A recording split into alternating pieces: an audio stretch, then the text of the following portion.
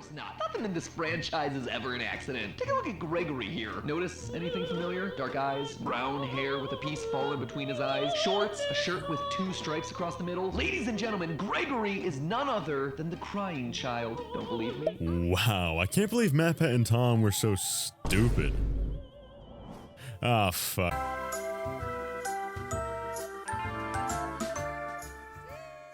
Scott! What are you trying to say? Why have you put this in your game? MatPat called this imagery out once and we all laughed at him for it, but now it's back. Again, a kid with dark hair and a dark shirt with stripes. He's sitting under a tree on a hill next to an animatronic.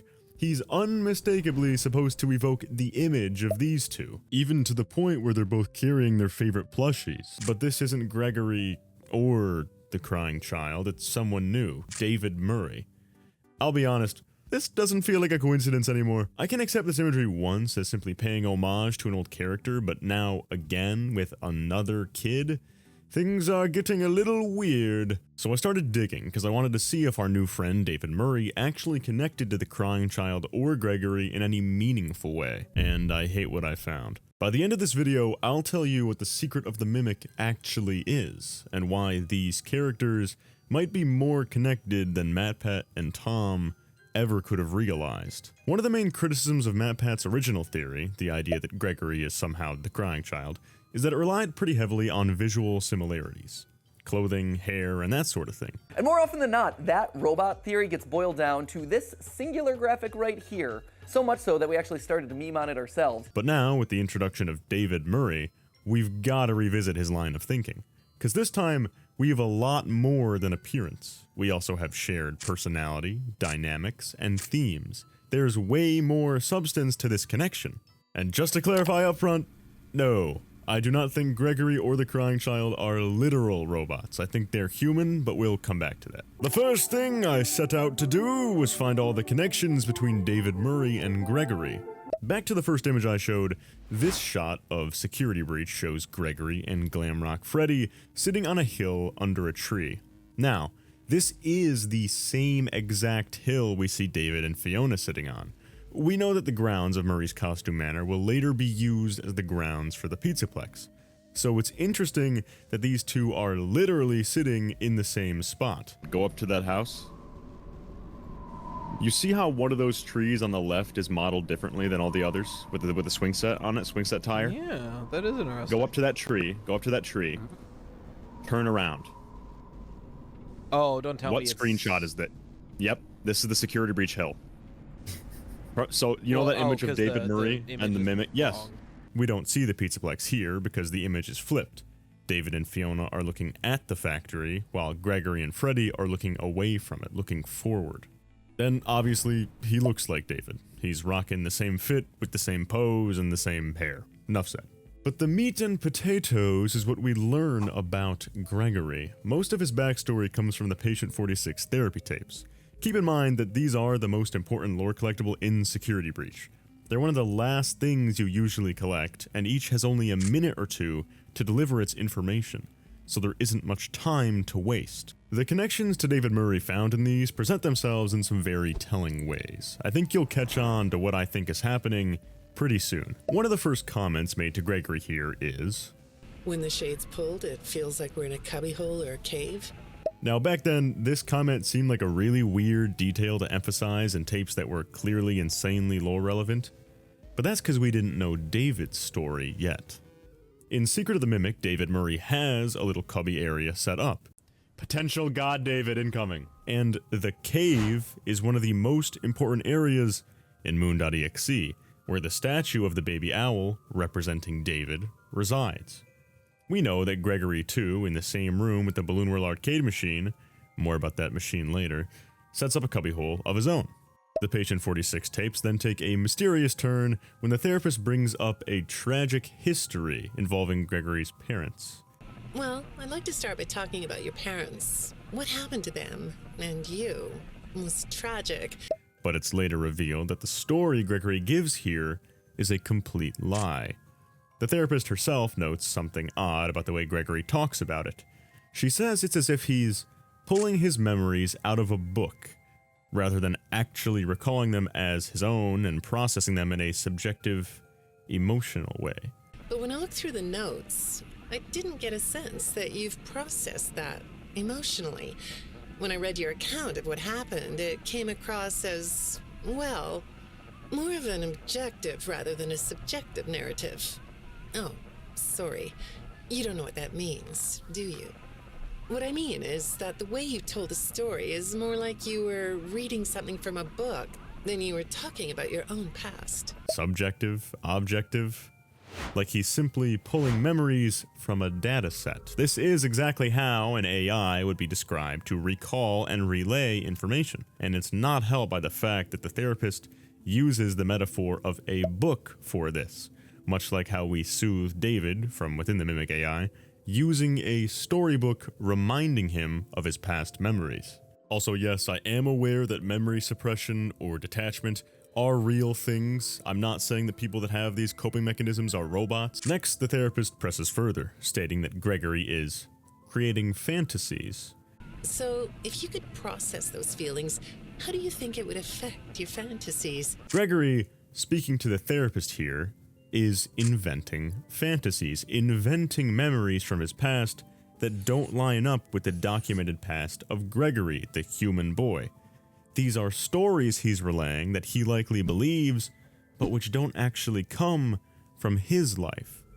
He's able to recall these false memories with ease. The therapist doesn't think he's lying. He's coming up with these easily. That's why they're described as fantasies here, rather than as an attempt to mislead the therapist. It's almost like Gregory is remembering and telling the story of somebody else's life. One of the next tapes presents some different information that still helps us in theory crafting. Gregory's being asked a string of opinion-based questions. Simple stuff about sports or whether he likes going outside, but he doesn't answer. How do you spend all the time you have? Nothing. Well, how do you feel about sports? You like sports? Yeah? No? Oh, I get it. You like to watch them, but not play them. And I think this isn't because he's being difficult, but because there's nothing there. His lack of communication here, to me at least, reads like an empty husk at times, rather than a liar. At this time, for some reason, Gregory doesn't have developed preferences or opinions on some things. Something is wrong with him, and the therapists can tell. Next up, the therapist describes Gregory as somebody that doesn't have any friends, as a loner. A strange thing for her to think, because we know that he does have a friend in Cassie. So for whatever reason, at this time he's being antisocial or doesn't know how to make friends. Something that, as we see in the games, but mostly in the story, The Mimic, David couldn't do either. He pretty much never left the factory, never went to school, and never interacted with anybody outside of babysitters and his parents. So again, here the therapist is describing a character trait which doesn't line up with Gregory's past, but which does line up with David Murray's. Weird. The therapist then goes on a massive tangent about how Gregory has developed a program to ask himself questions, get answers, and repeat phrases back to him. So it's a program that answers questions and mimics phrases. I saw in your file that you have developed software programs that talk to you and repeat phrases, right? The program asks you questions and prompts you for responses. It's kind of like your own self-therapy, isn't it? Another way of talking to yourself to work things out, right? It's later described by the therapist that this seems like self-therapy to her. The thing is asking about Gregory from within himself and getting answers from within his own mind. It's really bizarre, and the way the therapist describes it confuses me to this day, but the important revelation is in this clip. When I saw some of your recent encrypted conversation logs, that's what I thought I was looking at. It felt like I was watching someone go back and forth in their own head. But the text found something that's different than that. When I read what they found, at first, I thought I was looking at more examples of you just talking with yourself. Then I realized it was different. When I study this, it sounds like there is someone else responding to you. Who is it? there's somebody else responding. The language used here is very interesting. In Vanessa's tapes, for example, it's clear from the get-go that she's talking to a separate person, being manipulated, and doing out-of-character things. But a routine check of your online history has revealed that you've spent quite a bit of time with someone in an encrypted conversation. We have transcripts, and I've read them. But it's not clear what you're talking about in these conversations. I can't make sense of it. You must be getting something from these that I'm not getting, right? With Gregory, however, the therapist confuses the conversation as being self-talk, almost as though the thing that Gregory is speaking to could easily be mistaken for him.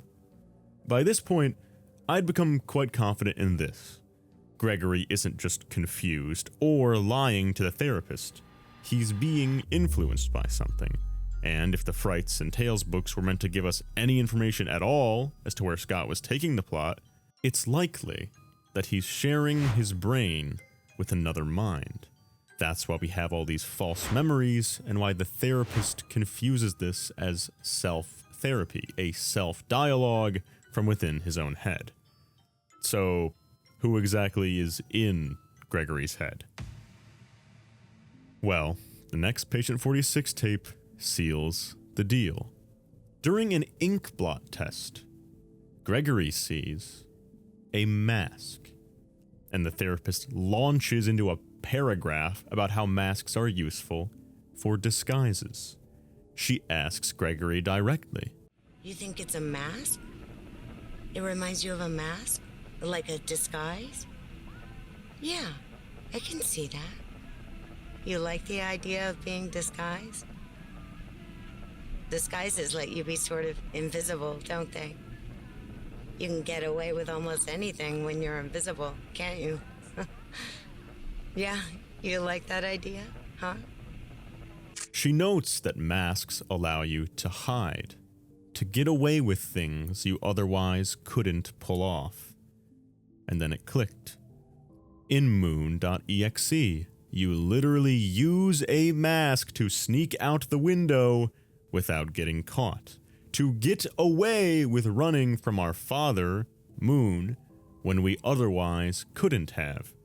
And in Secret of the Mimic, David, mixed with the Mimic AI, is constantly hopping into different disguises, wearing different masks. This isn't just symbolic.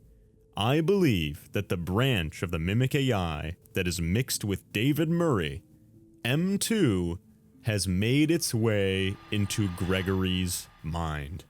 The tapes round out with another twist.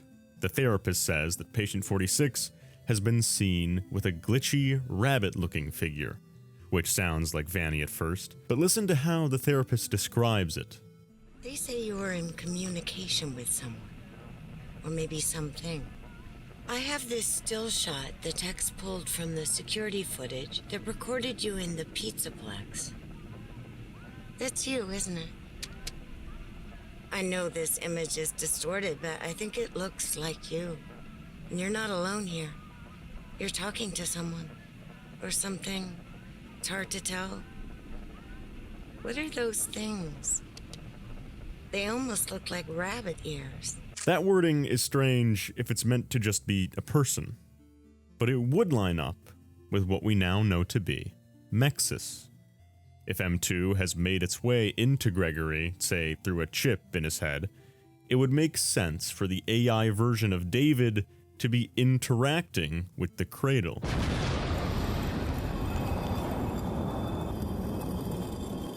Hey everyone, T-Dread forgot to do a recap segment to explain to you what the hell he's talking about when he brings up stuff like the cradle and Mexis, so being the lazy piece of shit he is, he made me do the recap segment. I mean, we all know how good I am at those, so why not? Let's try it. To begin with, what is the cradle and what is its purpose? Secret of the Mimic introduced us to the origins of the Mexis machine from Ruin. In Ruin, the Mexis machine is an augmented reality computer meant to keep the Mimic locked in the basement under the Pizzaplex, and when Cassie disables it, it can roam free and attempt to escape in that DLC's ending. But we found out that Mexis, or at least the blue AR rabbit part of it, has its origins in something called the Cradle.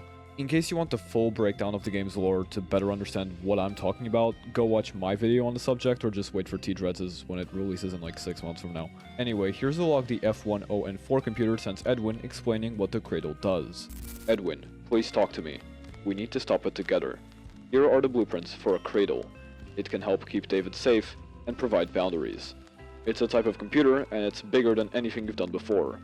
If you won't finish the program, consider building the cradle. It will keep people safe. Now, if you're familiar with the lore of Secret of the Mimic, you'll know that this log isn't just about protecting David. Later on, it's about protecting the M2 Mimic who's pretending to be David through this cradle. In fact, we see the origin of the cradle, the F10N4 computer, in Secret of the Mimic's parachute ending. Wait a minute, are you still watching? Oh, right, this is T-Dread's audience. They need, like, visual stimulation. Anyway, the cradle is transported to the Pizzaplex in the future and is used as the Nexus machine. It was made to protect and create boundaries for the Mimic. So Fazbear uses his tech to trap the Mimic in the basement, giving the cradle full access to the building.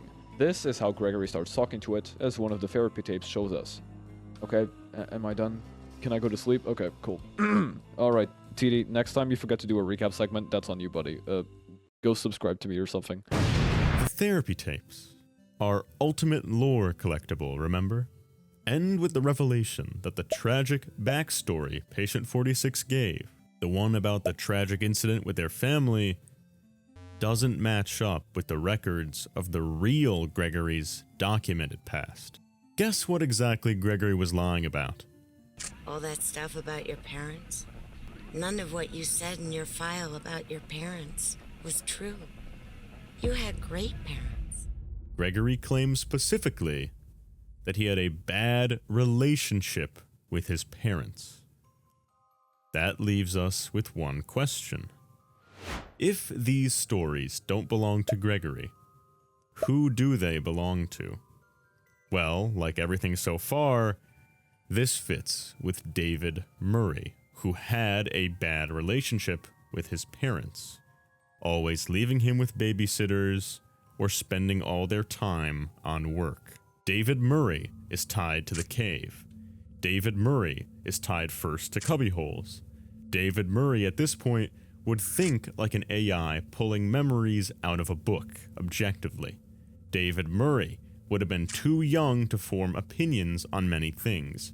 David Murray was always in the manor and factory and had no real friends, was a loner. If David Murray was assimilating with Gregory and communicating to him as another consciousness from within his own mind, a plot element that Scott has used many times before, it would appear to the therapist as self-dialogue.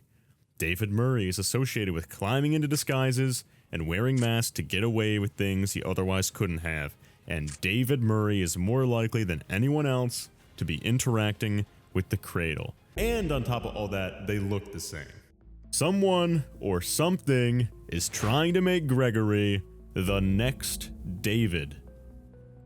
The nail in the coffin? Balloon World, as I mentioned earlier. A random arcade game thrown into Gregory's hideout in the daycare. Let's talk. See this? That's Sun. Sun, without a doubt, represents Fiona, David's mother, just as Moon represents Edwin, his father. I want you to listen to how Scott Cawthon describes the way he instructed Steelwool to leave lore. And I had a specific story for this in mind. Okay, for Security Breach, I really did. I had a very specific story in mind, and it is very different than the one that got in the game.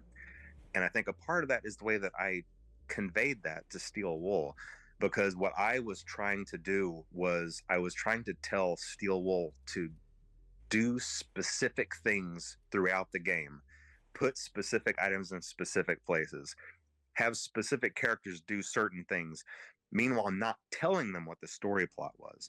Because in my head, I was thinking, okay, when people find this, they will connect this to this to this, and it will all be revealed. Now then, going to Secret of the Mimic, we can all agree that Fiona is Mrs. Helpful, right? She is literally the voice of it.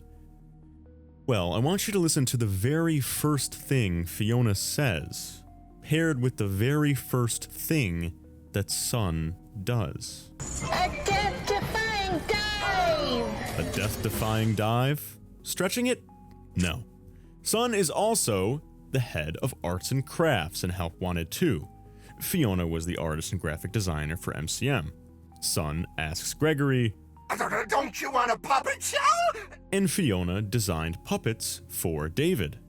In the Endo Warehouse minigame, where you are literally programming memories into an endoskeleton to teach it how to be a convincing human child, one of those pairings is kicking a rubber ball and having a band-aid on your knee. And it's Sun that pops up and smiles when you're pairing the correct memories and teaching this AI how to act like a real kid. Just like how I smile when you hit like and subscribe, so this gets pushed to the algorithm and I make money. Now, like I said, I think Sun represents Fiona because of all that.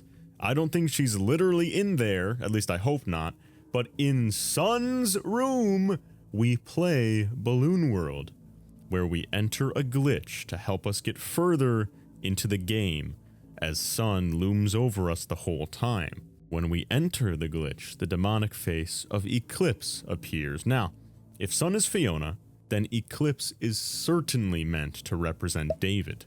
And when Gregory, hiding out in the home of Fiona, David's mother, completes this game, the face of Eclipse comes up to the screen, dwarfing you, and says good night. It's the consciousness of David Murray pushing Gregory into the background through a game, just like Glitchtrap did with Vanessa in Help Wanted. So there you go.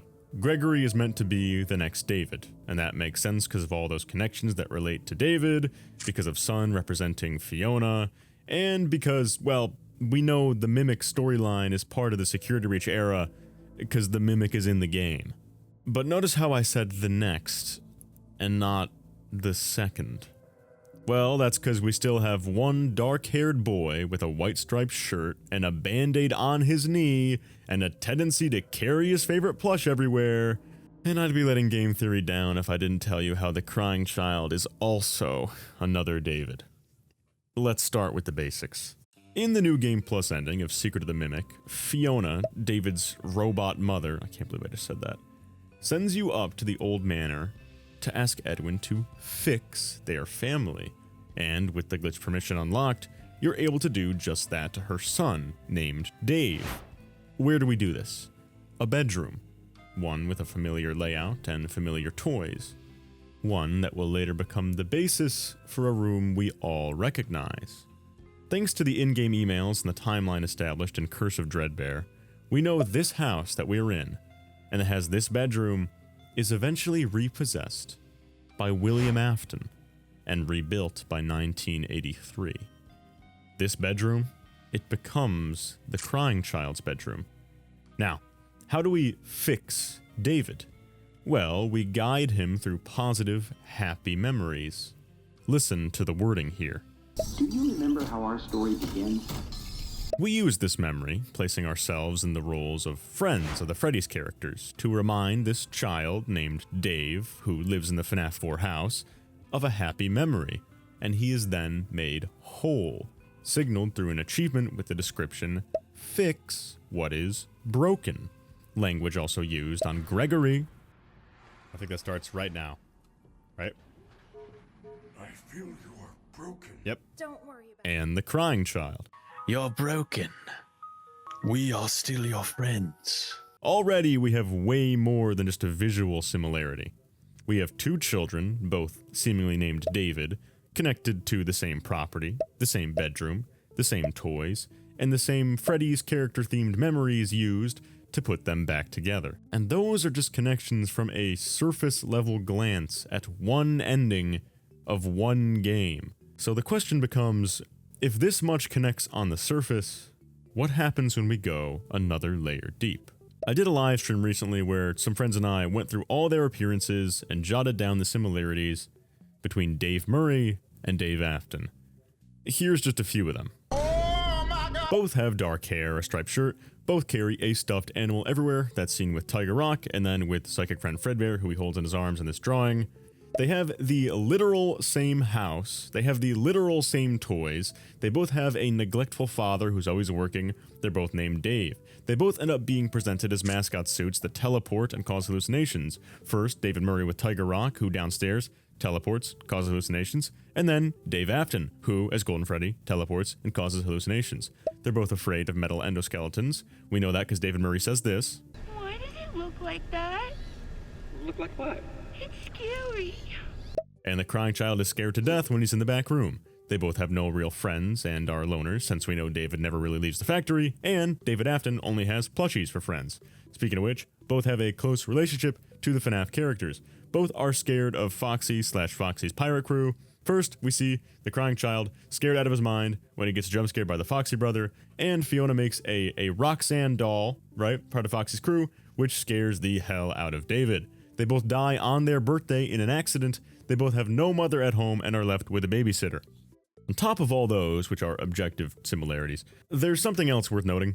Around the release of Ruin, the first time we see the Mimic in the games, Steelwool started posting a series of Guess the Sketch images, but one stood out.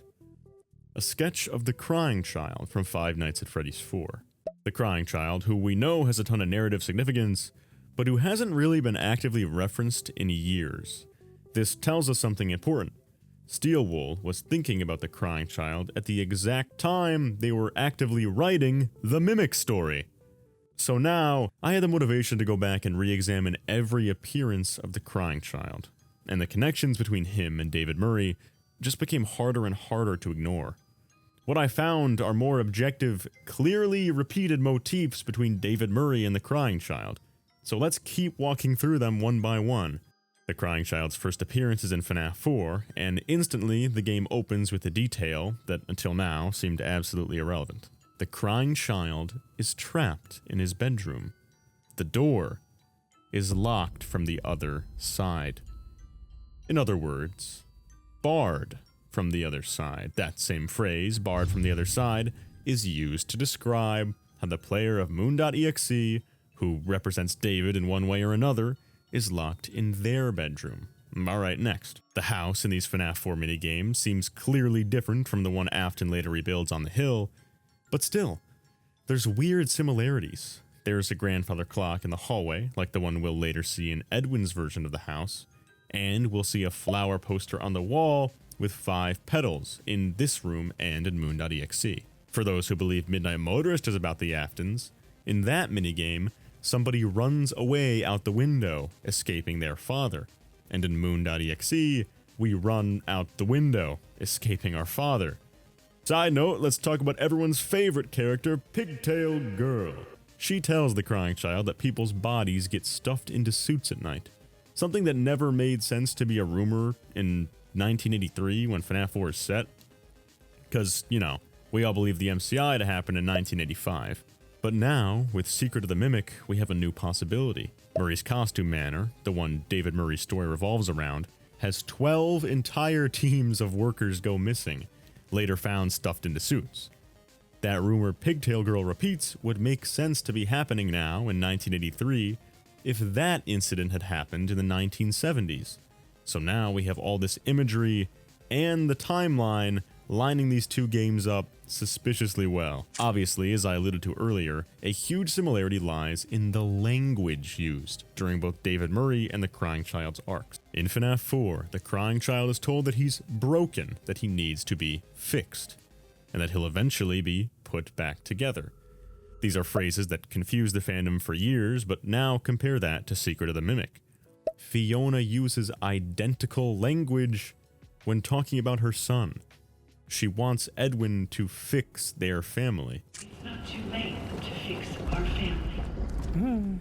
The final ending is centered on helping David recover his good memories and fixing what is broken. Even the way this putting back together starts is similar. In FNAF 4, the Crying Child hears these comforting phrases through his Fredbear doll, a Freddy's character who is presented as one of CC's friends.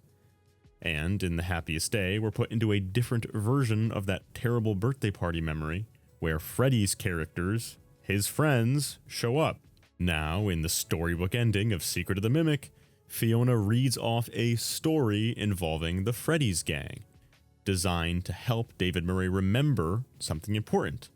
Both kids get their feeling of comfort and rest in a memory told through the lens of being friends with the Freddy's characters, and both involve a calming voice guiding that child, using the same language. But why? Why is this a pattern? I've told this to so many of my FNAF tuber friends, all these connections, and many of them say that they're just parallels. They're just connections to be cool. And I couldn't think of too great of a comeback to that. So I went outside, and I walked up the hill, and I talked to the wise elder Unwithered Tree. Tell me, Unwithered Tree, tell me about parallels! Good evening. I am the Storyteller Tree. No, not that one. Here to tell you all about what a parallel really is in storytelling. The word parallel is thrown around a lot in the FNAF community, but usually is applied very loosely or perhaps in a different way than would be common in narrative analysis. Usually in FNAF, people use the word parallel to just mean similar or the same, and while similarities are of course important to something being considered a parallel, that's not where the definition ends. Narrative parallels, whether it be through similarities of characters, plots, themes, or symbolic imagery, are used to inform the audience about how two elements of a story relate to one another, usually through contrast or comparison. Usually in FNAF we're only focusing on character parallels, so let's stick with that for now. By giving two characters similar roles in the story, or having them endure similar things, we can often learn something about both characters by viewing how each handles their role differently or indeed similarly. Having two young boys grow up on a desert planet, be skilled pilots from a young age, and have destiny thrust upon them by literally the same mentor figure isn't just a bunch of coincidental connections. They show us the similarities, but more importantly the differences, between Anakin and Luke Skywalker, where one falls to the dark side and the other resists it. As a more FNAF-related example, in the Fazbear Fright story Hide and Seek, we have two characters, a bully older brother and a victim younger brother, which at first glance may indeed parallel Michael and Dave Afton, but we need to analyze the text further to understand whether or not this is an intended comparison by the writer or simply two unrelated characters falling into common archetypal roles. This is why most FNAF parallels discussions ultimately end in a big shrug, as most of the time story elements are just rehashed without much true intention to compare or contrast. Sometimes the comparisons are justified, like how we can arguably learn a lot about Michael Afton from watching Vanessa Afton in the movie. But then we reach all of the connections from David Murray to Dave Afton, how blatantly the story is reminding us not only of the bite victim himself, but the game he was introduced in. Then we connect that to Gregory and how he is constantly being linked to the crying child, and we have to wonder, if this is intentional, what is Scott trying to tell us? Because at this point, I don't think we can hand-wave away the idea that all of these are just coincidences or miscommunications. Some people are screaming parallels from the rooftops, but are these parallels? Well, in some ways, yes. David Murray is a neglected boy with a soft toy plush who has an inventor father, which is similar to Dave Afton. But if these similarities are purely narrative and in no way literal in-universe connections, what are we supposed to learn about the boys through these comparisons? Some may argue that by evoking the bite victim through David or Gregory, we are supposed to import our sympathies for Dave Afton into the modern story, but that doesn't really work for Gregory considering how his similarities are more visual than characteristic, and we're given plenty of reason in the text to feel bad for David Murray, so the link there is unnecessary, if that's the intention. Both Dave and David are seemingly being put back together by their parental figures, but again, that's a comparison, not a takeaway from comparison. Maybe we're still missing the pieces as to why this comparison is being drawn, but right now, considering the supposed parallels are direct in-universe translations from one child to another, I think there's more to be gained by looking at the in-universe implications rather than just saying, it's a storytelling technique, and running away. So, in future, before you call something a parallel, consider if it's actually informing you about the story or characters, or if it's just repetitious writing. I've been the Storyteller Tree. No, not that one. Now back to T-Dreads. Thank you, Unwithered Tree. I'm now feeling better, because I understand that these connections probably mean something, and aren't just supposed to be le cool. Anyways, now I gotta go to the survival logbook, because there's actually even more stuff. The crying child actually gets some relevant dialogue of his own here. Through faded and altered text, we make out a conversation that gives us even more ties to David Murray, and later even to Gregory. Faded text asks Cece if his favorite toy was a plastic purple phone. This is a toy that we know were around for both David Murray and David Afton. When you put this phone into moon.exe and use the item, I kid you not, a crying child picks up on the other end with the quote, "He never sees me." The faded text asks, "Do you remember your name?" A character with David Murray's appearance, struggling to remember their own name. Doesn't that sound familiar? I'm Gregory. He doesn't remember because he's been brainwashed to think that he's David for the last 5 months. God damn it! Because Gregory seems to have trouble recalling his own name at the start of Security Breach, where we know he's probably just broken out of some weird mind control nonsense. Perhaps he's been being convinced that his name was something else. Side note on the topic of puzzle design, if all this is true, and the thing that he was breaking out of was some version of the Mimic AI attached to David Murray, it would make sense why Vanessa is named in her therapy tapes, but Gregory is not. Because at this time, he would be going by David and telling the therapist he was David, and saying that out loud would ruin the mystery we're supposed to piece together later on. Do you have dreams is the next question with a drawing of Nightmare Fredbear. Guess what? The crying child responds to this, according to Hyperdroid, by saying, "I'm scared." And we know that the player of moon.exe is scared to sleep ever again. Nightmare Fredbear, as Michael draws, is known to appear in a version of what later becomes of David Murray's room. Do any of these toys look familiar to you is the next question. And 2 of the toys listed are a phone on one page and a jack-in-the-box on the other. Was your favorite ride the carousel is the next question. We know that David Afton, from what we see in FNAF 4, never rode a carousel, and he couldn't have ridden the FNAF 2 one because that game takes place after the bite. However, there is a giant carousel in Murray's costume manor. If David Murray's memories were somehow intertwined with the crying child's, and how ridiculous would that be? It's not like we've seen another kid that looks like David have his memories in their head before. It would make sense that these sorts of overlaps are happening. Do you miss them?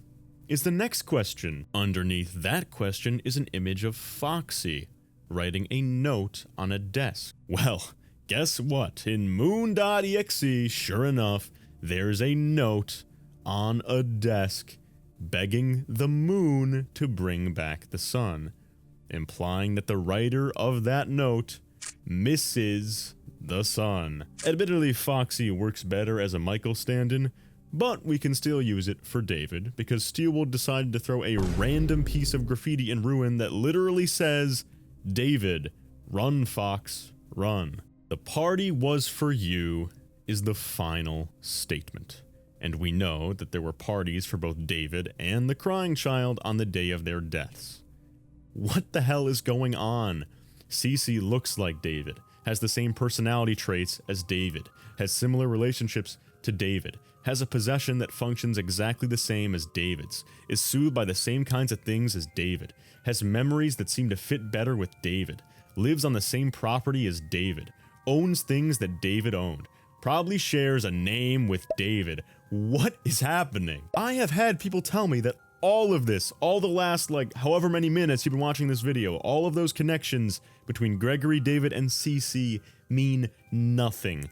that Scott just set the game to end with a robot kid climbing out of a closet from FNAF 4 because it was cool. Scott knows about Gregbot. I hear he solved a security breach. Oh, he solves a lot of things. I feel like he's solved security breach like 3 or 4 times at this point. And I'm so proud of him. Thank goodness someone did, because let me tell you, that was not me. The man who did not solve security breach, this guy, right? If he wanted to steer the fandom away from that course because it was completely wrong, he certainly could have done so. If he wanted to steer us away from that line of thinking, he shouldn't have set the game to end in the crying child's room. Now, admittedly, Gregory being another David is easier to swallow, because we know the Mimic story arc is directly tied to the things we see in the security breach era. But what about the crying child? How could David's consciousness possibly be in him? And why? Well, to answer that, let me bring you back to something that's quite contentious at the moment. The books. John from FNAF, long before Secret of the Mimic ever released, made this connection. The Silver Eyes trilogy were the first ever FNAF books to be released, and on a very basic level, the first book is about a group of friends who go and explore a mall that was built on top of an old Freddy's pizzeria. While they explore the old pizzeria, they have a run-in with William Afton, aka Springtrap. That sounds just like what happens in Security Breach. We explore a mall that was built on top of an old Freddy's pizzeria, and while exploring the pizzeria, we have a run-in with Springtrap. So if Security Breach is the first book, what's the second book about? In the second book, The Twisted Ones, a tornado hit the town and the mall is now destroyed. We learned that the mall was set to be demolished, but because of the tornado, the demolition was put on pause. As I kept rereading this book, the connections to what we saw in Ruin kept piling up. And given the plot of Secret of the Mimic, John was way more on point than he knew. In the fourth closet, the game that Secret of the Mimic would parallel if John's pattern recognition was correct, Henry, a genius inventor, suffers the loss of his child. Henry is then astounded when he's able to recreate her into a robot. However, eventually he feels that this possession is not what it seems, and so he beats the robot, pouring his agony into it. This is exactly what happens with Edwin and David. So we know that Scott is stealing this story structure from the fourth closet. Well, there's a very important part of that story structure. William Afton. William Afton is jealous that this genius inventor could create this spark of life, and so Afton makes it his sole effort to find these rebuilt versions of Charlie and study them to learn what's going on. Afton specifically states that his desire is to recreate that accident, and I believe that in a way, that's exactly what's happening in the game. Afton will find out that a genius inventor attempted to rebirth his child inside a machine. He'll be fascinated by the spark of life. So he moves into Edwin's house to study and learn how to recreate this incident. William Afton is studying and trying to recreate David Murray. This is why he's so similar to the crying child. It's by design. The only question left for me is in what way he's doing so. I see one of two ideas for this story arc going forward.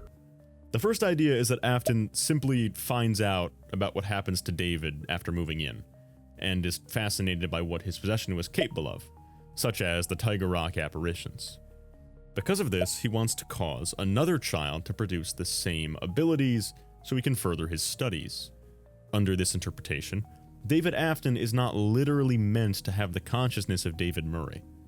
It's just William forcing his son to live as similarly to David Murray as possible. This is why we have all those personality, life situation, and physical characteristics in common. My problem with this interpretation is that David Murray in the games, unlike Charlie in the novels, was not a perfect possession. It was incredibly flawed to the point where that by the time of Secret of the Mimic, M2 is barely recognizable as David. What I think is more likely here is that Afton, and likely Fiona, are trying to rebirth the actual David Murray's consciousness and give it a new vessel in the crying child. In this interpretation, rather than Afton going out of his way to recreate a possession that was unsuccessful, he's instead fixing and completing the broken possession. To me, this also fits better because we now know that one of the earliest motivations in this entire timeline is Fiona, desperate to recreate and fix her son. Fiona sends us to get Edwin. She needs a skilled technician to make use of these blueprints to fix her son.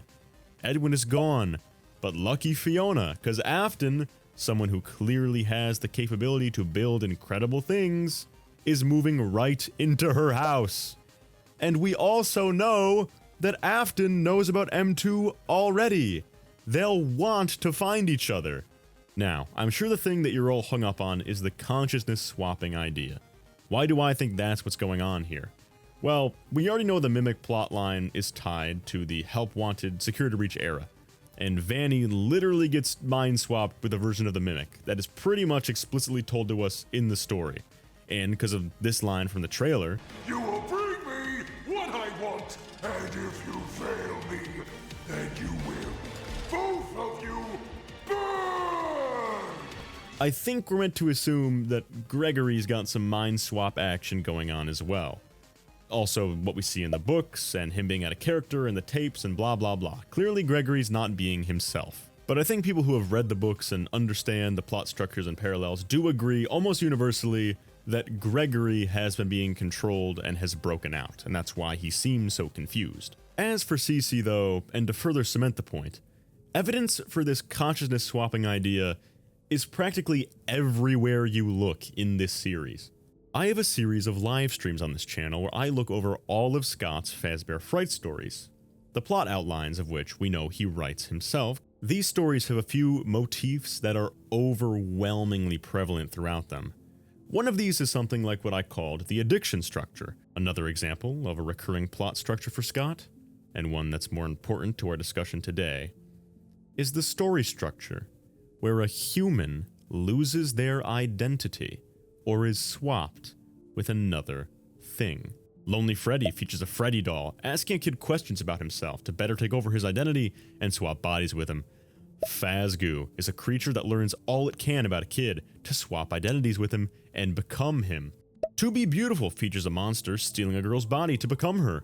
In the week before, there's an ending where Phone Guy stares into the eyes of an animatronic and they swap. In Into the Pit, Oswald's dad swaps with Spring Bonnie in a seamless way that nobody but Oswald can see. In Gumdrop Angel, the main character consumes a piece of the gummy candy and eventually becomes an exact replica of it, suffering the same fate.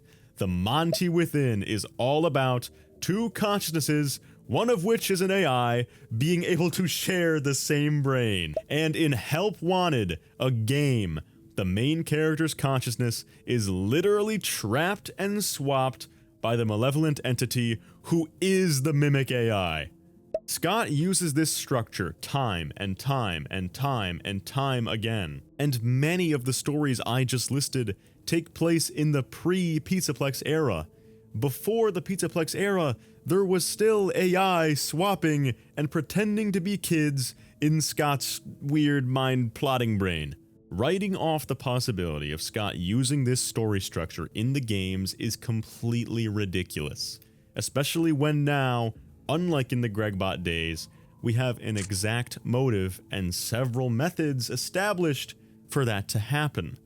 For Gregory, it's 100% the chip from the Vanny mask and Balloon World. For Vanessa, it's 100% what we see happens in Help Wanted. Now for the hard part. The crying child.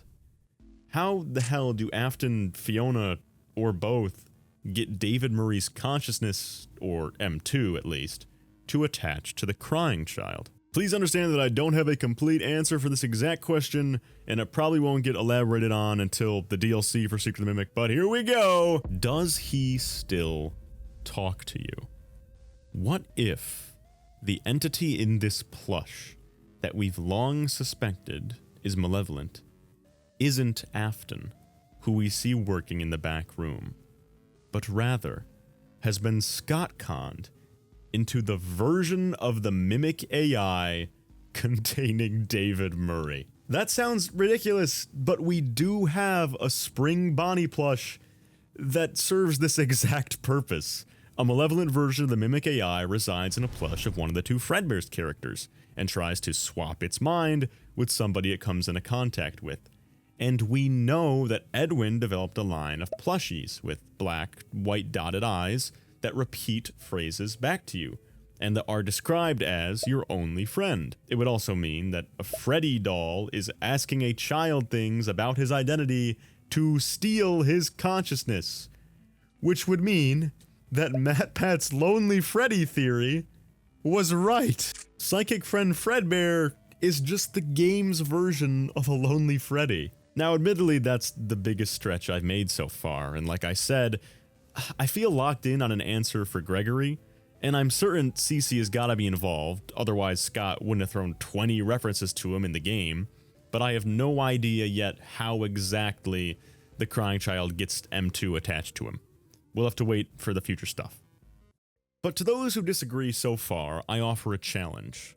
Let's say that unlike what many of my content creator buddies think, you don't simply think that all of these connections I've listed for the past like 40 minutes are just to be cool, are just to be, oh hey, I remember the crying child. Cool that they're also named all the same. I'm so mad. Let's say you think these connections are intentional, and keep in mind the wise words of the unwithered tree. What do you think is a more likely direction for Scott to take here? If he is deliberately calling our attention to connect David and Cece and Gregory in that order, and making them so similar as he is, and having the motif within Secret of the Mimic with, oh my goodness, the same situation is repeating 200 times. What do you think could possibly be a more likely story direction for Scott Cawthon to take based on his writing history than what I've listed here? Just a challenge to open up discussion. So, in conclusion, David Murray dies and William Afton is either inspired to recreate his exact circumstances of possession, thus forcing his son to live as closely to David Murray as he knows how, trying to recreate that spark of life, or Afton and Fiona are literally trying to recreate David Murray and give him a new, put back together body in the form of the crying child, and later Gregory. And that is God, David. Also, by the way, this wasn't even all the connections we found. There's way more. The video would just be too long. Like, Rye Toast finds that in the Curse of Dreadbear minigame, where you're operating on Dreadbear, you're in research and development. The only other time we see R&D is in this game. What are we doing as part of that minigame? We're setting Dreadbear, who pretty much everyone agrees represents the crying child, symbolically. We're setting his brain to a new frequency. And how about in FNAF World? A game that Scott has said is tied to canon events and is pretty much agreed upon by everyone to take place involving the crying child's mind. Well, funny that in the crying child's mind, in the carnival section, there's a giant metal owl with heterochromia, the exact thing that David is represented by in the story Tiger Rock. What a strange design to reuse for no reason. There's way, way more than what I talked about in this video, but I couldn't find a way to make it all fit. So make sure you like and subscribe now, because I'm going to bed because this took like 40 hours to produce. Shout out to Gregory's Army for connecting Gregory and David like 10 years before the game even came out. And also shout out to Shizu31 and Withered Circle and Narrow Raven and Fazbear Entertainment. Woo!